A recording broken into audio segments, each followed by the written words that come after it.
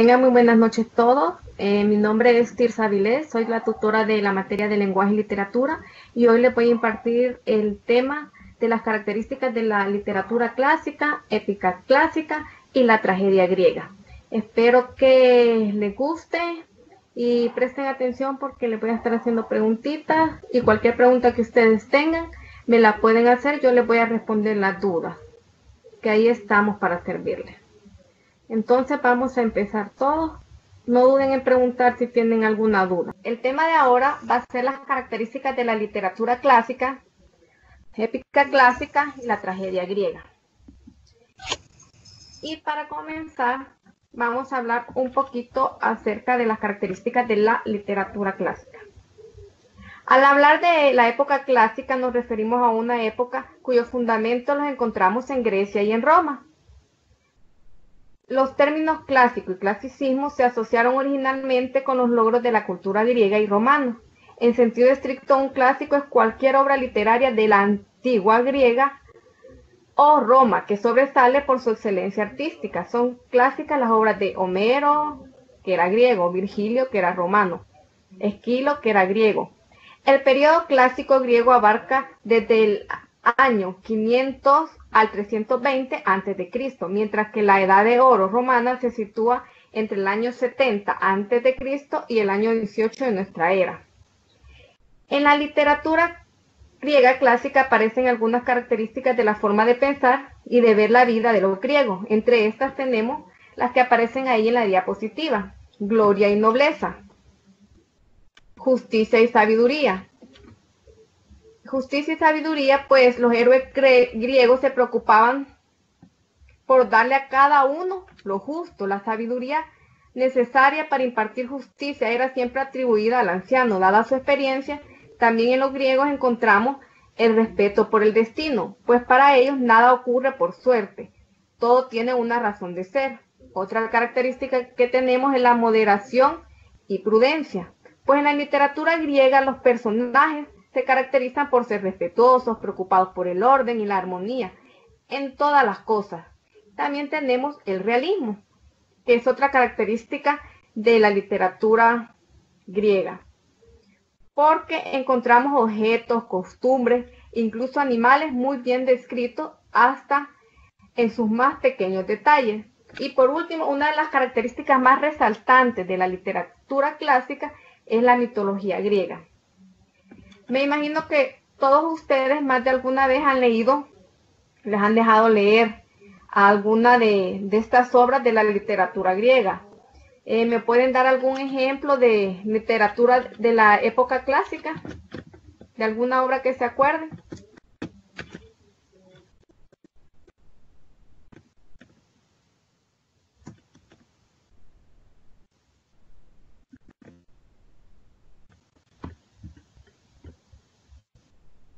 Correcto, la que más nos recordamos es la Ilíada, la Odisea, ¿verdad?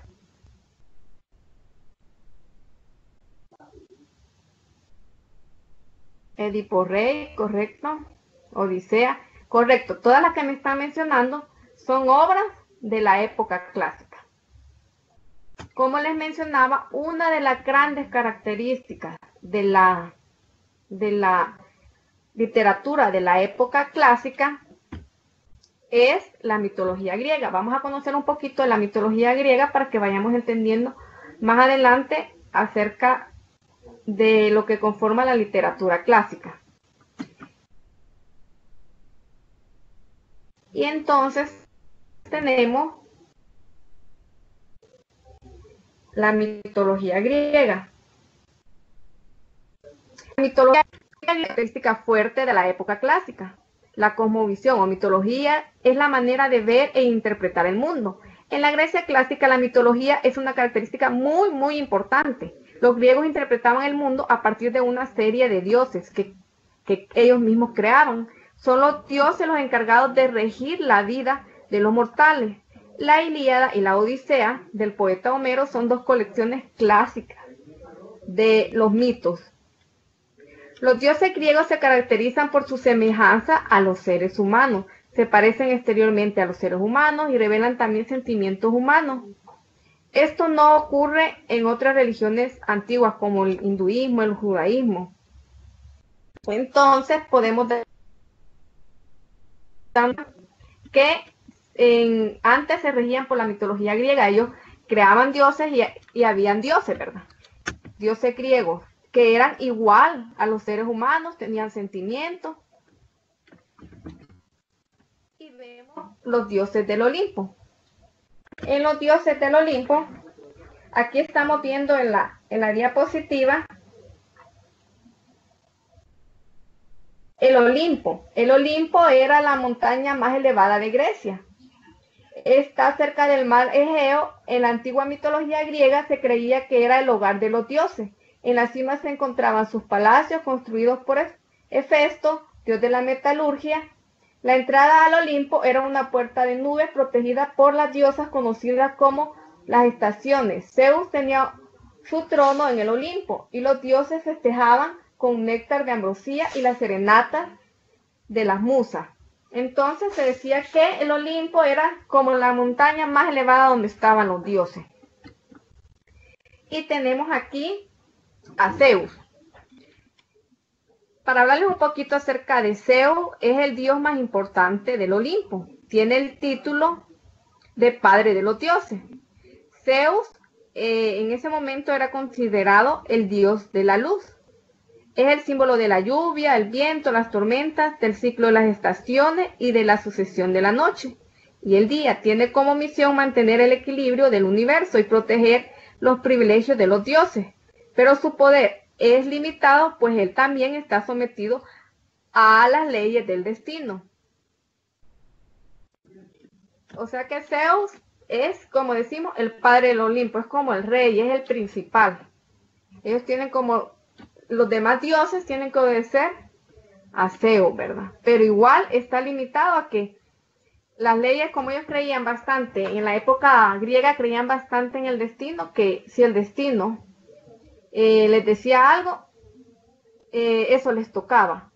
Por ejemplo, a Zeus cuenta una leyenda que lo iba a destronar Rea, esposa de Cronos y madre de Zeus. Para evitar que Zeus fuese devorado, dio a luz en secreto y entregó a su esposo una piedra envuelta en pañales. Entonces prácticamente aquí les daban como premoniciones de cómo iba a ser su futuro, su destino, y ellos trataban de evitarlo, pero aunque lo evitaran, siempre iba a pasar. Vamos a seguir con el siguiente dios. El siguiente dios que tenemos es Hera. Hera es hija de Cronos y Rea, por lo tanto es hermana de Zeus. Hera es la diosa que preside los matrimonios. Hera se había criado en Arcadia y ahí fue a buscarla a Zeus, transformándose en un fantasma. Era invierno y cuando Hera tomó el fantasma en sus manos para protegerlo del frío, Zeus recuperó su verdadera forma y la violó. Después de este encuentro, Hera y Zeus se casaron y Hera pasa a ser la reina indiscutible del Olimpo. Entonces, ahí podemos ver también que los dioses griegos al final se metían entre la misma familia, ¿verdad? Y no, creo que eso era como algo no muy favorable quizás de la literatura griega, porque el hecho de que se metieran con la hermana, con el hijo, o sea, no daba muy buena referencia. Era prácticamente, se suponía que era su hermana y ya después se convirtió en su reina. Atenea. Atenea es hija de Zeus y de Metis. Es la diosa de la sabiduría. Es una diosa guerrera, pero no le gusta la guerra. Antes de entrar en combate, siempre intenta arreglar los conflictos de manera pacífica. Sin embargo, una vez que entra en batalla, nunca es derrotada.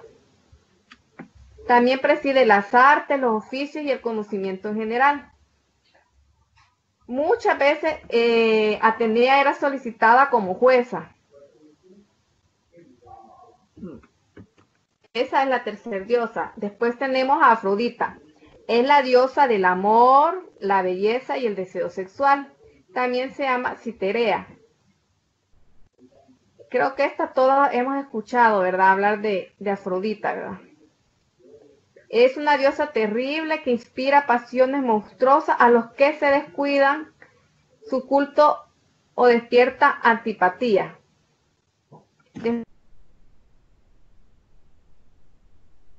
Después continuamos con Apolo y Zeus y Leto. Es la personificación del sol, mientras que su hermana gemela, Artemisa, representa a la luna. También tiene otros atributos como dios de la poesía, de la música, de la medicina y de las artes adivinatorias. Vale, hasta ahorita hemos visto 5 dioses. Hoy seguimos con el sexto dios, que es Artemisa, ¿verdad? Artemisa también es hija de Zeus y Leto. Es la dama de la fiera, es la diosa de la casa,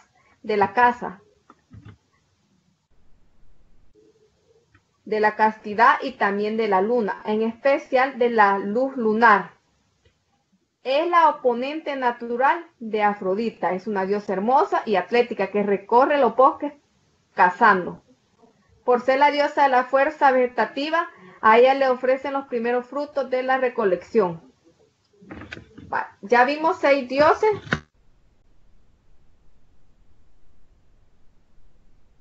Quiero ver si está presente. Va, llama. Quiero ver que me mencionen los 6 dioses que hemos visto hasta ahorita.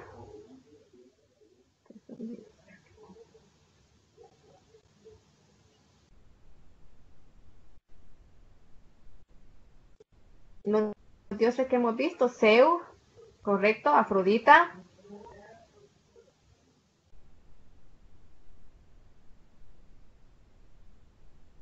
Zeus, Afrodita, Atenea, Hera, Apolo y Artemisa, correcto, ¿verdad? Recordemos. Ajá, Atenea, Apolo, Artemisa. Zeus, el rey del Olimpo.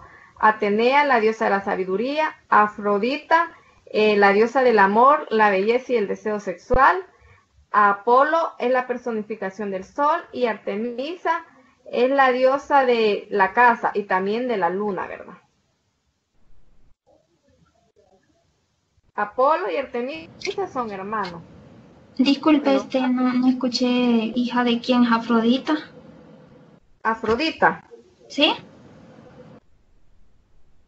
Afrodita, quiero ver. No. No.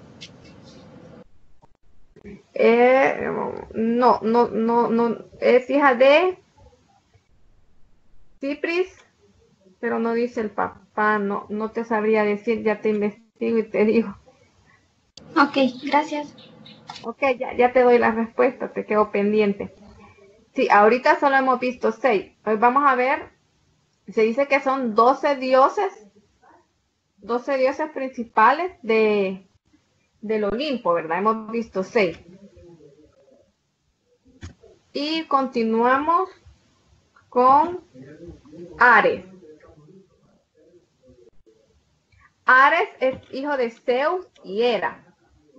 Es el dios guerrero por excelencia.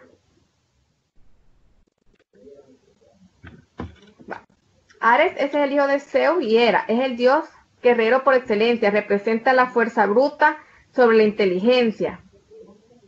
Es la antítesis de Atenea, diosa también guerrera, que encarna la fuerza inteligente y la astucia. Entonces, prácticamente, Ares también es hijo de Zeus, ¿verdad? Y es el dios guerrero por excelencia, ¿verdad? Es la antítesis de Atenea, porque también, acordémonos que Atenea también es la diosa de la sabiduría y es una diosa guerrera, ¿verdad? Pero a ella le gusta primero resolver las cosas pacíficamente, pero si no quieren, siempre gana.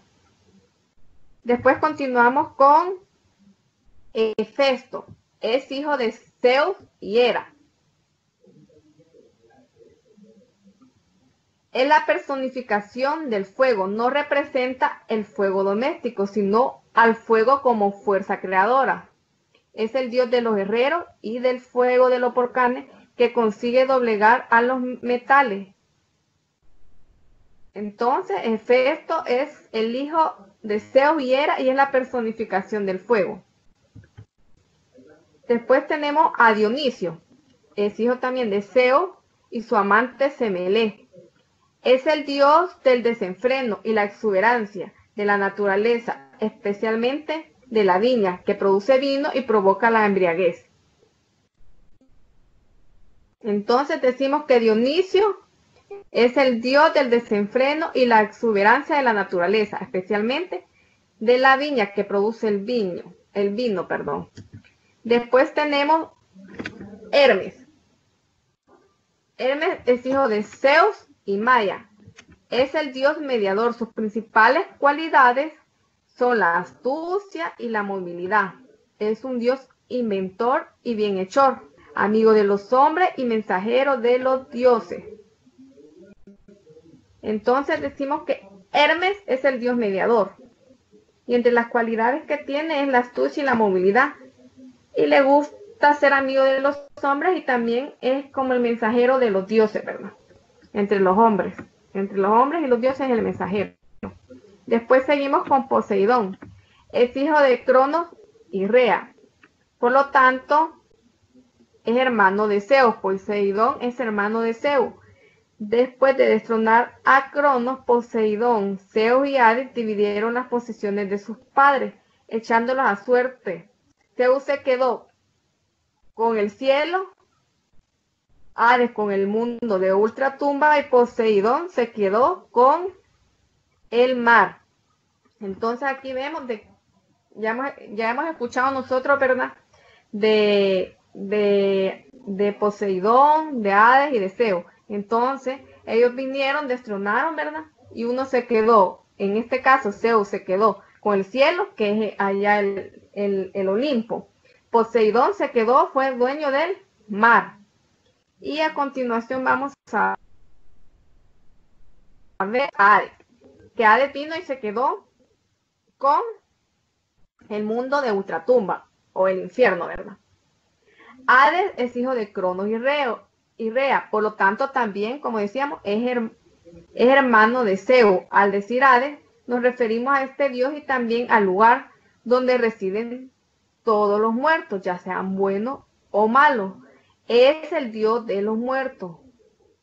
Por ser inflexible, es aborrecido por hombres y dioses, aunque no es injusto ni malvado. Su nombre es el que da mal augurio, pero en realidad no es malvado, por lo que no se le nombra o se le llama con otros nombres, ¿verdad? Entonces, vamos a ver si han prestado atención.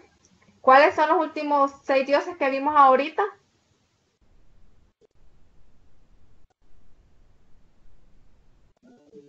Dionisio,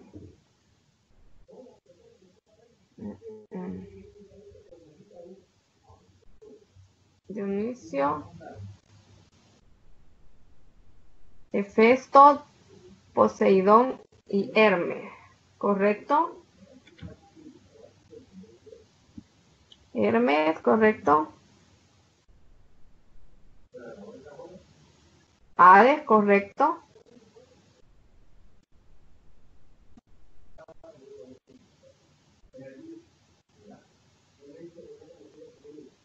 Vale. Entonces los últimos que vimos, para recapitular, era Ares, que es el dios guerrero, ¿verdad? Ares. Después vimos Festo, que es el dios del fuego. Después vimos Dionisio, que es prácticamente el dios de la viña, del que produce vino. Después vimos a Hermes, que es el mediador, que es buen amigo con los hombres. Después vimos a Poseidón, que es el dios y rey de los mares. Y por último vimos a Hades, que es el dios de los muertos, ¿verdad? Esos son los últimos 6 dioses. Esto es para entender de que en la literatura griega se basaban en cuanto a los dioses. Ustedes, como me escribían anteriormente, por ejemplo, en la Ilíada o en la Odisea, siempre se menciona los dioses, ¿verdad? Porque ellos siempre se basaban en los dioses. Entonces vamos a continuar. prácticamente después de esto, también vinieron la cultura griega a influir bastante en los romanos.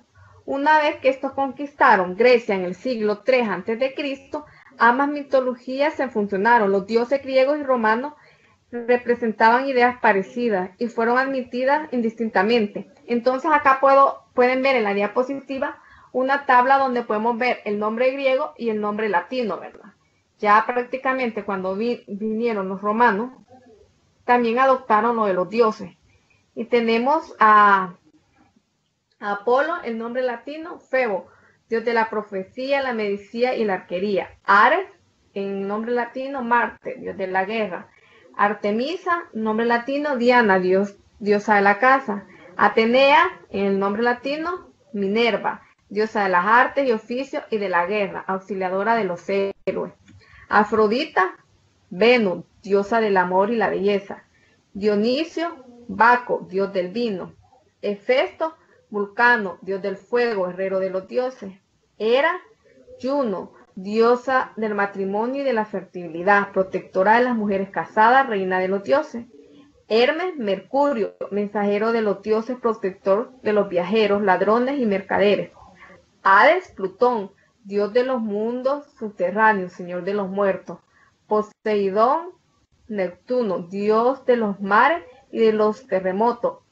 Zeus, Júpiter, soberano de los dioses del Olimpo. Acá, ustedes a veces tal vez han escuchado, ay, qué montón de dioses, pero prácticamente es que unos están en griego y otros están en latino, pero al final viene siendo lo mismo, ¿verdad? Vamos a ver, ya vamos a entrar en sí en cuanto a las características de la épica clásica. Y en la literatura épica clásica hay dos grandes, como les dijera, hay dos grandes personajes que se les atribuye básicamente lo de la épica clásica. Y entre esos tenemos el padre de la literatura griega. ¿Y quién es el padre de la literatura griega? Homero. Para que ustedes entiendan, la épica es un género literario en el cual el autor presenta hechos legendarios, elementos imaginarios y generalmente quiere hacerse pasar por verdadero o basados en la verdad o lo cierto, o ligados en todo caso a un elemento de la realidad, desarrollados en un tiempo y espacio determinado. El autor usa como forma de expresión habitual la narración, aunque puede darse también la descripción y el diálogo. Entre las características que podemos encontrar en la épica clásica está, puede basarse en hechos verdaderos. La narración se realiza en pasado. El narrador puede aparecer en la obra. La forma que se utiliza preferentemente en la obra literaria épica, narrativa o prosa o verso. Vale. Acá vemos, nos aparece que Homero es el padre de la literatura y tenemos la Odisea y la Ilíada. Y entre las características que aparecen en la diapositiva es que tiene profundo sentido de equilibrio y armonía, gusto por la sencillez y claridad, a la medida de la naturaleza. Los mitos y fuentes son la inspiración. Creo que todos han escuchado acerca de la Ilíada, ¿verdad? ¿Sí? ¿Todos tienen una noción de la Ilíada?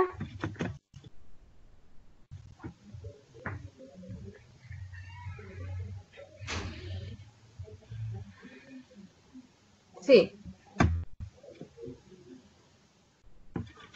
Va. Le voy a dar yo un resumen para que podamos aplicar las características de la épica clásica y no se nos olvide, ¿verdad? Va. La Ilíada, más que todo, para hacerles un resumen, se trata de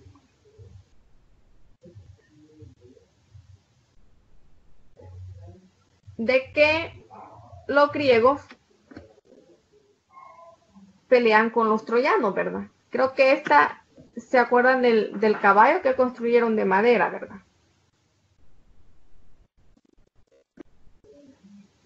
Entonces, se encuentran los griegos ante los muros de la ciudad de Troya, a la que han sitiado para recuperar a Helena, esposa del griego Menelao. Helena fue raptada por Paris, hijo de Priamo, rey de Troya. Crisis, un sacerdote, desea que pongan en libertad a su hija Criseida, pero Agamenón, el rey de todos los griegos, se niega. La cuestión que podemos encontrar que en la Ilíada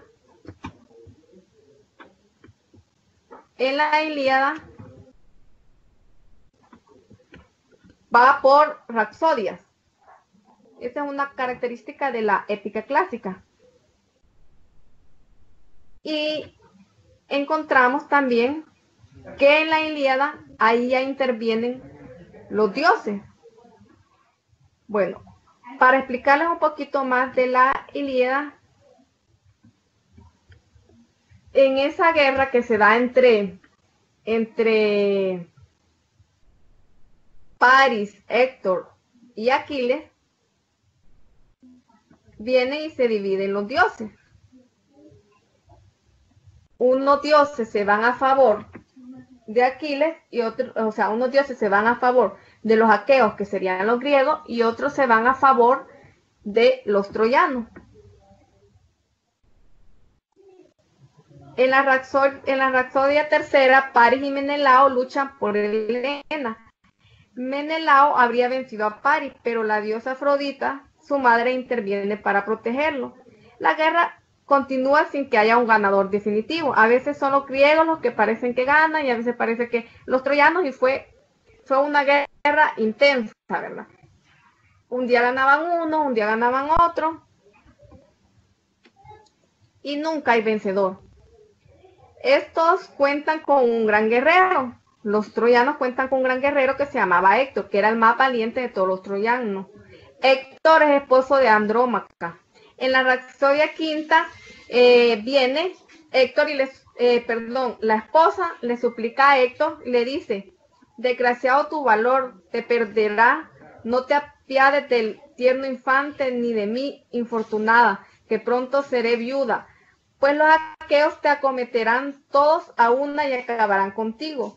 Ya no tengo padre ni venerable madre. A mi padre matólo el divino Aquiles. A mis 7 hermanos los mató el divino Aquiles. Héctor, ahora tú eres mi padre, mi venerable madre y mi hermano.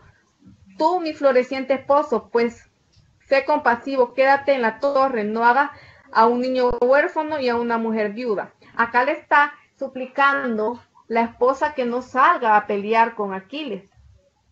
¿Por qué? Porque siente ya le había matado el papá, la mamá, los hermanos, a la esposa de Héctor, y ella temía de que Aquiles fuera a matar a Héctor.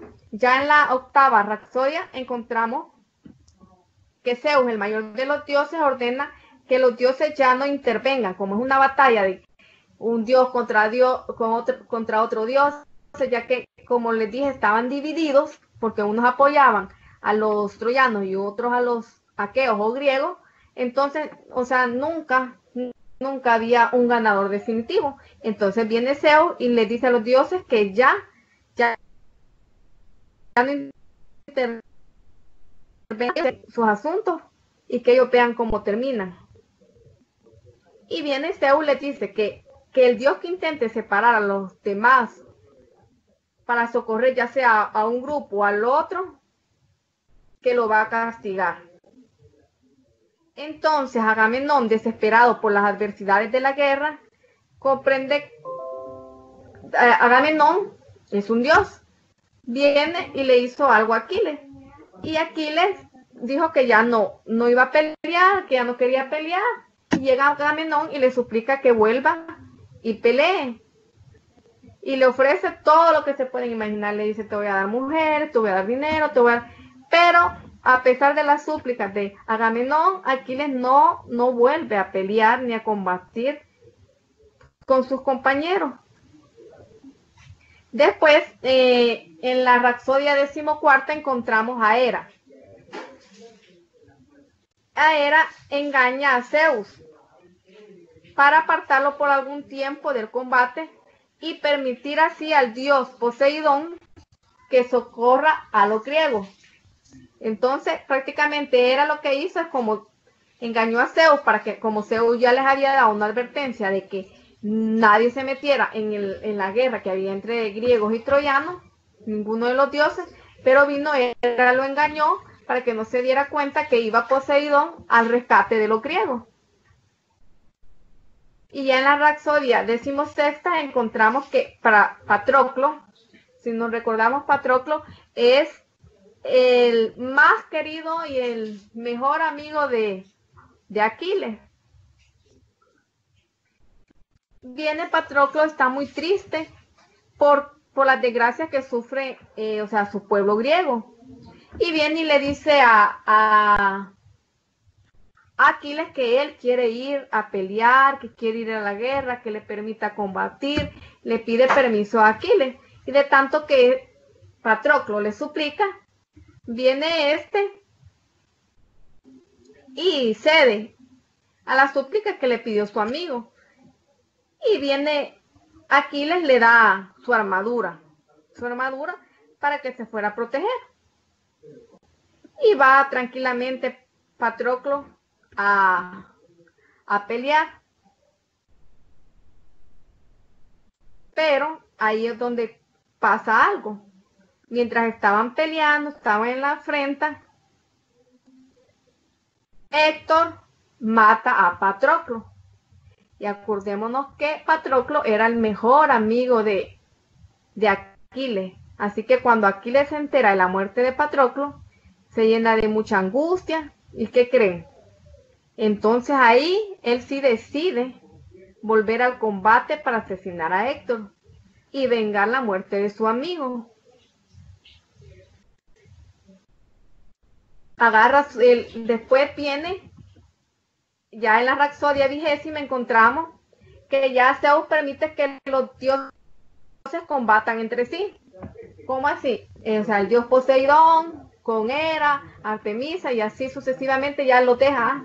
Ahí combatan entre sí y a ver quién gana entre ustedes. El Poseidón le hizo frente a Apolo, a Ares, a Atenea, Hera, Artemisa. Ya después, Aquiles viene y hace una gran matanza, mientras anda en busca de Héctor, porque él a quien quiere realmente matar es a Héctor para vengar la muerte de su amigo Patroclo. Ya después podemos ver en la Rapsodia 22 que ahí sí ya llega Aquiles y se enfrenta a Héctor. La madre de Héctor le suplica que no pelee. Héctor, por favor, hijo mío, respeta este seno y apiádate de mí. Si en otro tiempo te daba el pecho para callar tu lloro, acuérdate de tu niñez, hijo amado. Y penetrando en la muralla, rechaza desde la misma a ese enemigo y no salgas a tu encuentro. Cruel si te mata, no podré llorarte en tu lecho. Pero Héctor, a pesar de las palabras que le dijo su mamá, se enfrenta a Aquiles. ¿Y qué creen que pasa? Viene Héctor, muere a manos de Aquiles y así Aquiles cumple su venganza por la muerte de su amigo Patroclo. Pero como allá era muy característico en esa época que cuando alguien moría como héroe o alguien reconocido, le hacían grandes actos funerarios, ¿verdad? Pero Aquiles tenía tanto enojo, tanta cólera, que le dijo que por lo menos Patroclo, le entregaron el cuerpo de Patroclo para poder ser velado, ¿verdad? Pero que él no iba a entregar el cuerpo de Héctor, sino que al contrario, iba a dejar que los perros se lo comieran y las aves lo despedazaran. Y Héctor le suplicó que no hiciera eso, o sea, si lo iba a matar, que lo matara, pero que por favor se lo entregara su cuerpo a sus padres, a su familia, para que lo pudieran ver y lo pudieran velar y lo pudieran llorar. Y al final, Aquiles entrega el cuerpo de Héctor para que este sea velado, y la familia lo llora, y Aquiles hace un pacto, llegan a traer el cuerpo y les dice que cuántos días necesitan para darle inicio. Ellos le llaman lamentaciones, y vienen y les dicen de que necesitan 12 días, y Aquiles respeta exactamente los 12 días. Después de los 12 días, estos iban a tener iban a continuar la guerra. Entonces vamos a ver aquí las características básicas. Tiene un héroe con un objetivo al que para superar tiene unos obstáculos en el camino. Acá podemos ver Aquiles, ¿verdad? Que al final Aquiles fue el héroe de los griegos, ¿verdad? Tienen contacto con la divinidad. El contacto con la divinidad es con los dioses, ¿verdad? Con los dioses, en estos casos, si escucharon, todos los dioses intervinieron, unos por el lado de los troyanos y otros por el lado de los griegos.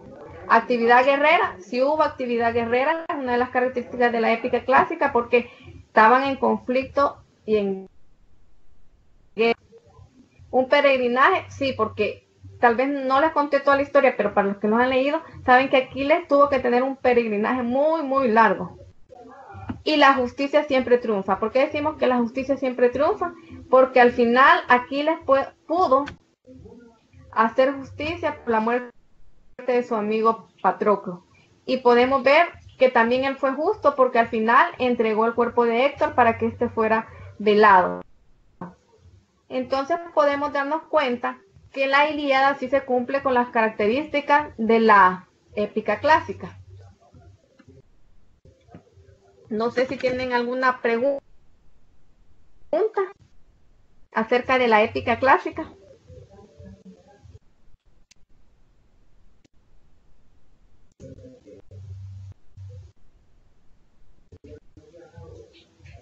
El bueno era Aquiles, y el malo tenemos, en una parte tenemos a Héctor y a Paris, ¿verdad?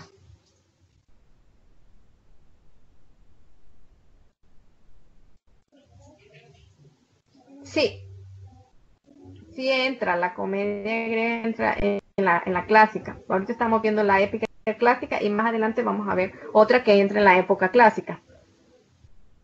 Vale, pero para recapitular, entonces la característica es que la épica clásica tiene un héroe.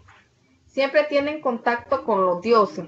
Hay actividad guerrera, hay un peregrinaje y la justicia siempre triunfa. Esas son como las características. Aquí tenemos otra, dice, se usa como forma de expresión habitual la narración. O sea, nos va narrando una historia.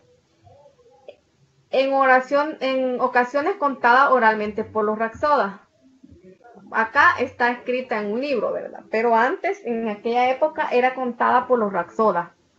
Puede basarse en hechos reales o inventados. Solo ellos saben si es verdadero o es algo inventado. El narrador puede aparecer en la obra o no. No está siempre presente. Se utiliza la prosa o el verso. Si usted lee en toda la obra, se van a dar cuenta de que algunas partes se encuentran en prosa y otras en verso. Y otras es como dice, ¿verdad? Es una narración. A Homero se le atribuye la autoría de las principales poesías épicas griegas, que son la Ilíada y la Odisea. La narración se realiza en el pasado, estamos hablando del pasado, y suele ser de mayor extensión, ya que tiende a incluir los demás géneros. Como le decía, en la Ilíada no solo vamos a ver una narración, sino que también incluye los demás géneros, el lírico, porque cuando, por ejemplo, les decía que cuando la esposa de Héctor le suplicaba, en un pedazo se lo suplicaba prácticamente líricamente. También tenemos dramático o didáctico.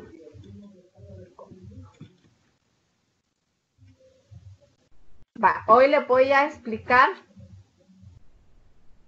acerca de la tragedia griega. La tragedia griega también viene a ser parte de la época clásica, la tragedia griega. En Grecia, el teatro era una de las actividades más importantes. Esta actividad era financiada por los ciudadanos ricos, de manera que ellos podían exigir que se escribieran y representaran obras de acuerdo con sus intereses de clase social. De aquí resulta que el teatro contribuía a mantener el divisionismo social. Como la sociedad griega de aquella época era esclavista, se concluye que el teatro contribuía a mantener la llamada democracia esclavista. Sin embargo, ciertos escritores dieron a sus obras un contenido de crítica, es decir, reflejaban en ellas las contradicciones de la sociedad. En una palabra, sus obras eran anti-aristocráticas. Naturalmente, con la actitud se ganaron el rechazo de la nobleza. Vamos a ver. Aquí tenemos las características de la tragedia griega y entre esas tenemos inclusión del espectador, busca despertar sentimientos de piedad y temor. Tema, antiguas leyendas ya conocidas. Personaje, el héroe trágico pertenece a la realeza. Dignidad, en la caída. Cuanto más elevada es la posición del protagonista, más fuerte es su caída. Rigurosidad trágica, no hay escapatoria al conflicto trágico. Y aceptación del hecho trágico. El héroe trágico no solo debe sufrir su desgracia, sino aceptarla. Para que me entiendan estas características, les voy a dar un resumen de una tragedia que creo que más de todos la han escuchado o leído alguna vez, que entre esas tenemos la tragedia de Edipo Rey.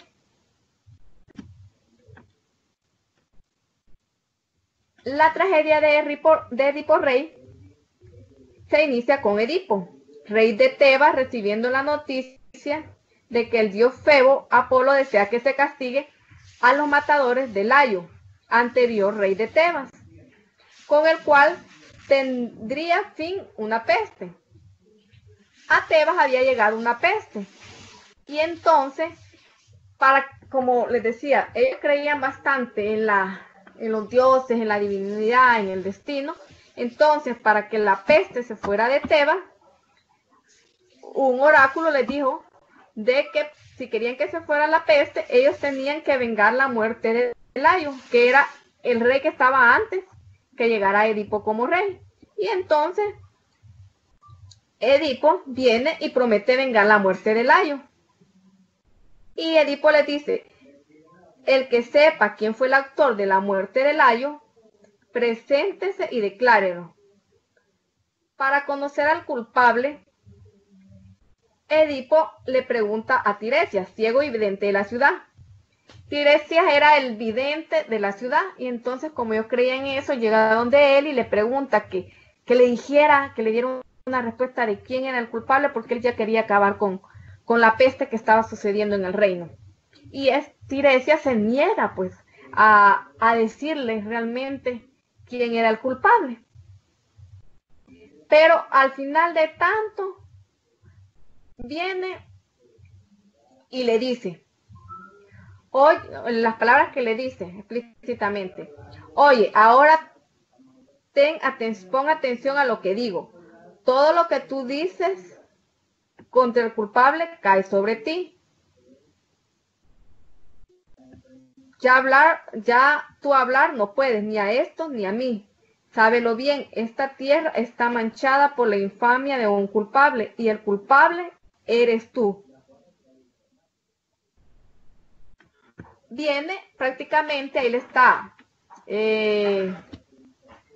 diciendo de que el culpable era él, pero se queda Edipo así como, que cómo iba a ser el culpable que mató, o sea, a Layo.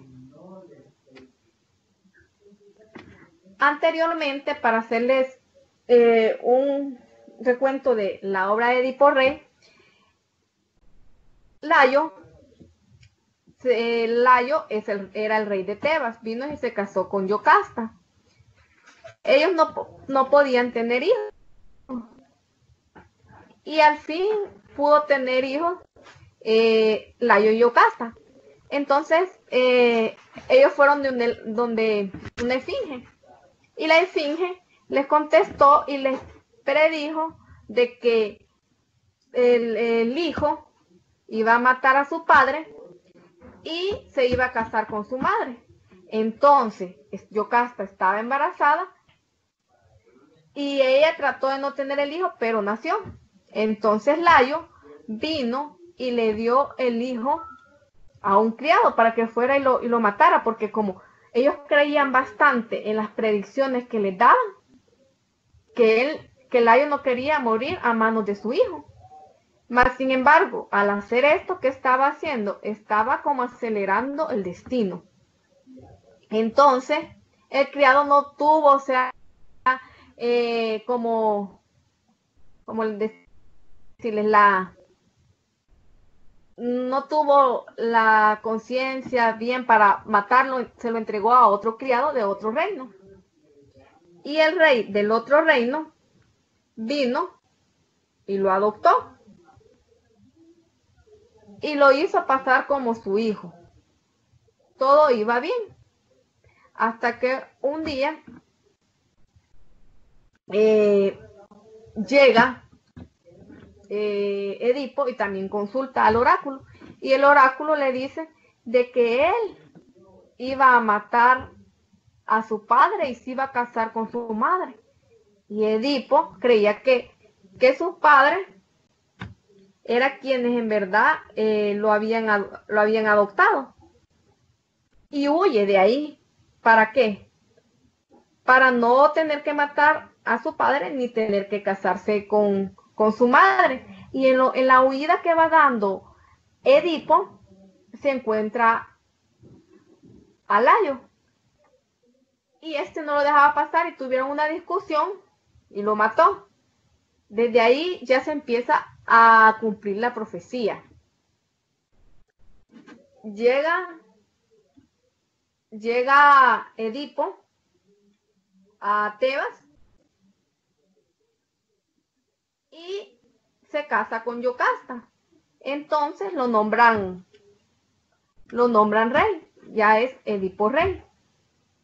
Tiene hijos con Yocasta. Ahí ya va cumpliéndose la otra parte de la profecía, de que iba a matar a su padre, se iba a casar con su madre. Mas sin embargo, él cree que ha burlado el destino, porque su padre murió de forma natural, no lo mató su padre adoptivo. Después viene, y como empecé, que le decía de que había una peste, y él quiere exterminar la peste, y Tiresias, que es el vidente, que es hermano de Yocasta, viene y le confirma eso, ¿verdad?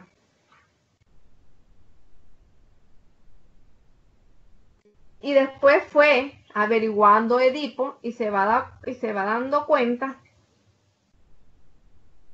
de que Polibo era únicamente su padre adoptivo, ya que él había sido entregado por un pastor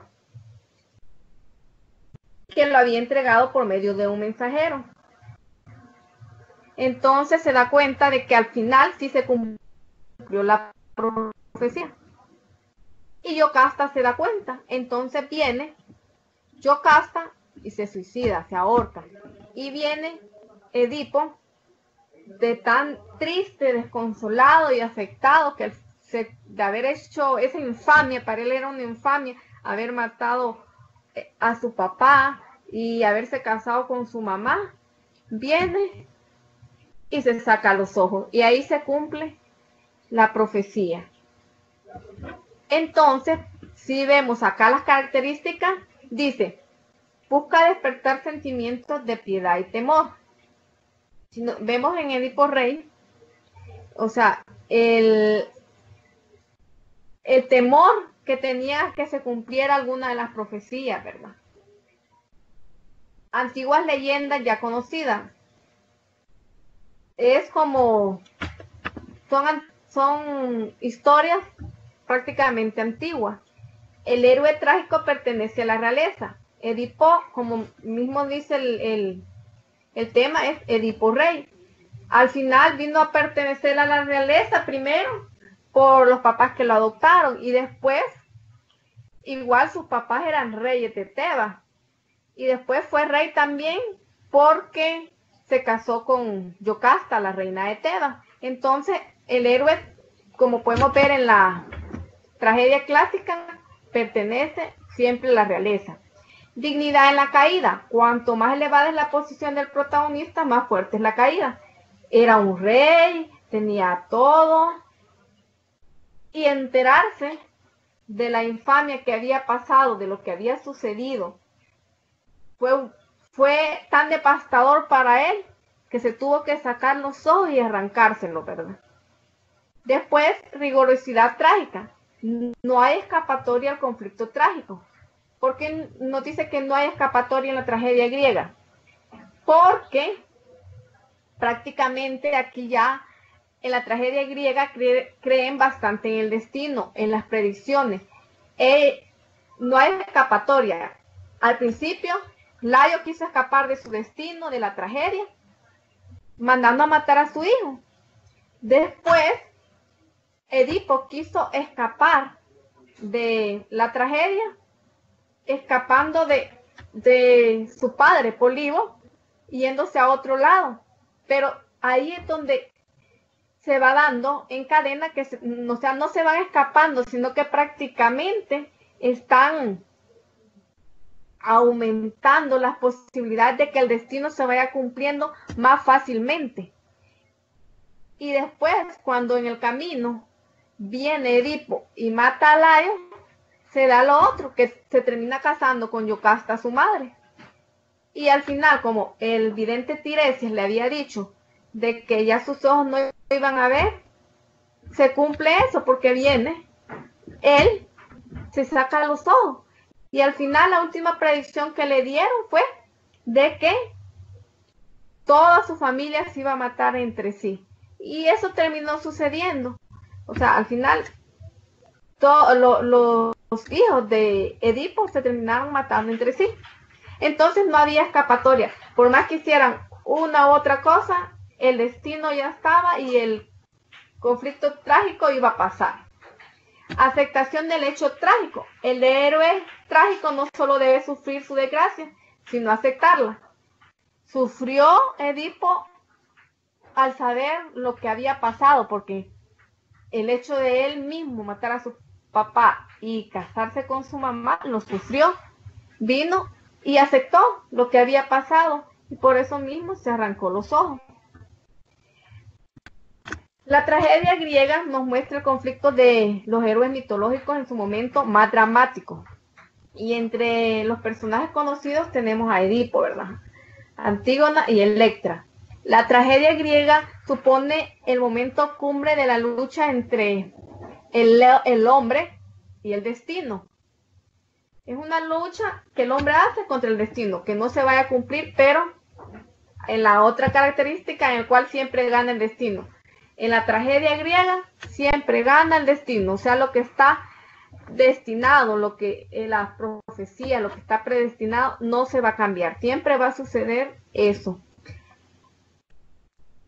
Los tres grandes trágicos fueron Esquilo, Sófocles y Eurípides. Aquí tenemos Esquilo, algunas de sus obras son Los Suplicantes, Los Persas, Los Siete contra Tebas y La Orestiada. Sófocles, algunas de sus obras son Edipo Rey, Antígona, Electra. Eurípides, algunas de sus obras son Alcestis, Medea, Hipólito, Las Troyanas, La Pacantes. No sé si me entendieron las características de la tragedia griega, que me las puedan decir.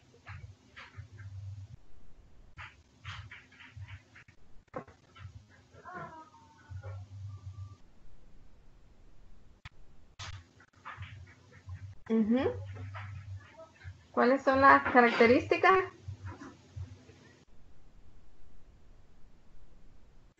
Siempre se cumple el destino, correcto.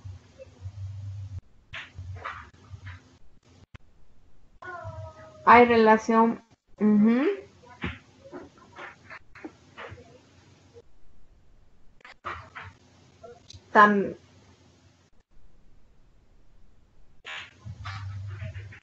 Sí, también.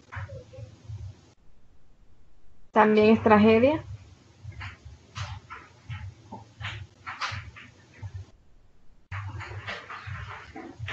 No les quedaron muy... La justicia. Dignidad en la caída.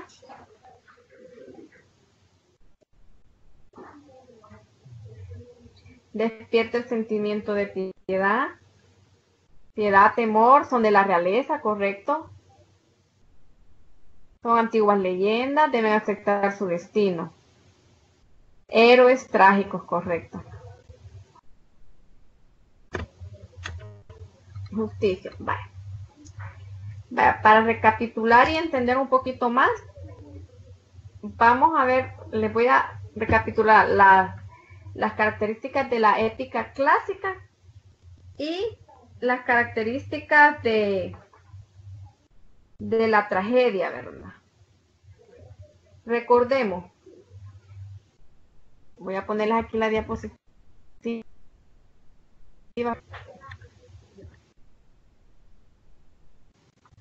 Entre la épica clásica, para que no nos confundamos,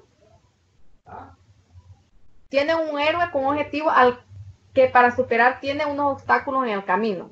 O sea, en la épica hay un héroe que tiene que superar muchos obstáculos. Ejemplo, Aquiles, ¿verdad?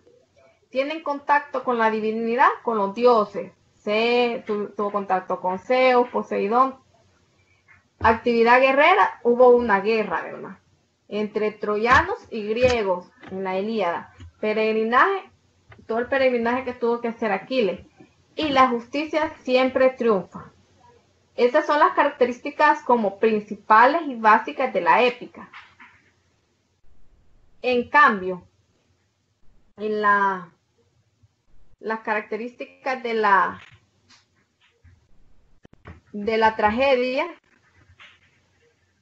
si vamos al personaje, es un personaje que pertenece a la realeza. En cambio, en la época, el personaje es alguien que tiene que pasar por muchos obstáculos para poder llegar a triunfar. En cambio, acá es un personaje de la realeza. Aquí, la dignidad en la caída. Cuanto más elevada es la posición del protagonista, más fuerte es su caída. En la épica, al final, ¿triunfa quién? Triunfa el héroe, el que tiene obstáculos. En cambio, acá, en la tragedia, no triunfa, porque prácticamente Edipo no triunfó, sino que tuvo una caída. Y allá en la otra, sí triunfó Aquiles. Rigorosidad trágica, no hay escapatoria al conflicto trágico. Aquí ya está el destino, ¿verdad? Ya está el destino. Es como un conflicto entre el destino y el hombre. Y en la épica clásica, o sea, sí puede escapar prácticamente del conflicto. No está predestinado el destino, sino que allá es como una guerra entre ciertos grupos. Por ejemplo, en la Ilíada es una guerra entre los griegos y los troyanos, y los dioses, entre unos dioses y otros dioses. Entonces, hay soluciones, hay escapatorias. Por ejemplo, al final, Zeus les decía de que ya no porque como no había ni ganador ni perdedor, les dijo que no intervinieran, ¿verdad? Entonces, cada quien arreglaba sus cosas, o sea, sí podían escapar del conflicto, o sea, no estaba destinado a que hoy va a morir Aquiles y muere, o Héctor gana, no había, o sea, no estaba predestinado. La aceptación del hecho trágico. El héroe trágico no solo debe sufrir su desgracia, sino aceptarla. Aquí, Edipo sufrió su desgracia de la infamia que había cometido y le tocó aceptarla. Y en la épica clásica podemos darnos cuenta de que Aquiles, o sea, sufrió la muerte de Patroclo, pero al final él triunfó y pudo vencerlo. Entonces la justicia en la épica clásica, la justicia siempre triunfa. La justicia siempre triunfa y aquí hay una actividad guerrera. En cambio, nos dice actividad guerrera en la épica clásica y en la tragedia no vemos guerra, sino que más que todo es basado en el destino. No sé si o tienen alguna pregunta. Vale, solo para terminar un poquito más acerca de lo del tema, para hacerles como un resumen, tenemos que dentro de la literatura griega está la épica clásica y la tragedia griega. Y dentro de dentro de las características más conocidas de la literatura están gloria y nobleza de la época clásica, ¿verdad? Cuando les digo época clásica, abarca la épica clásica y la tragedia griega. Entonces, como las características más resaltantes, gloria y nobleza, justicia y sabiduría, el respeto del destino, moderación y prudencia, y mitología y la mitología, ¿verdad? Que creían en los dioses. No es lo mismo épica que época. La época es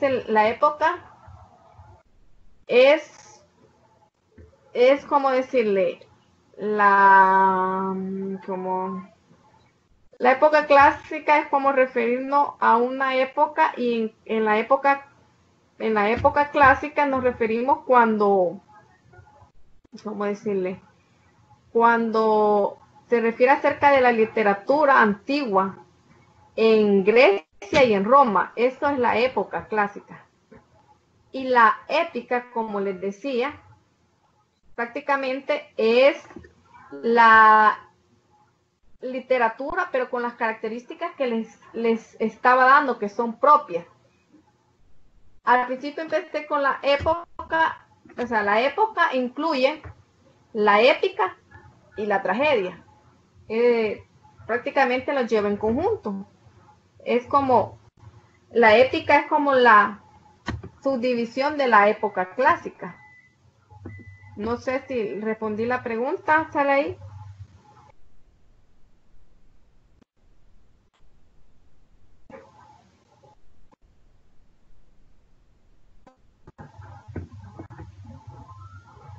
Ok, ¿alguna pregunta más?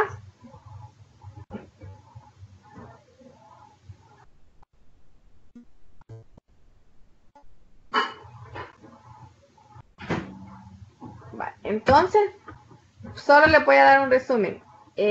Las características de la época clásica van tanto las de la épica como las de la tragedia. Entonces tenemos gloria y nobleza, justicia y sabiduría, respeto al destino, moderación y prudencia. Tenemos la mitología. En la épica clásica tenemos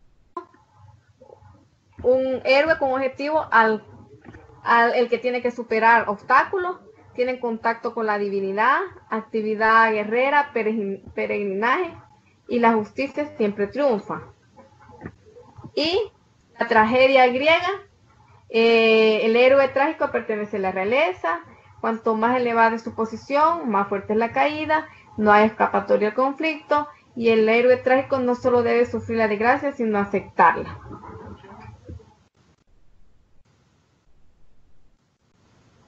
Y si no tienen alguna pregunta,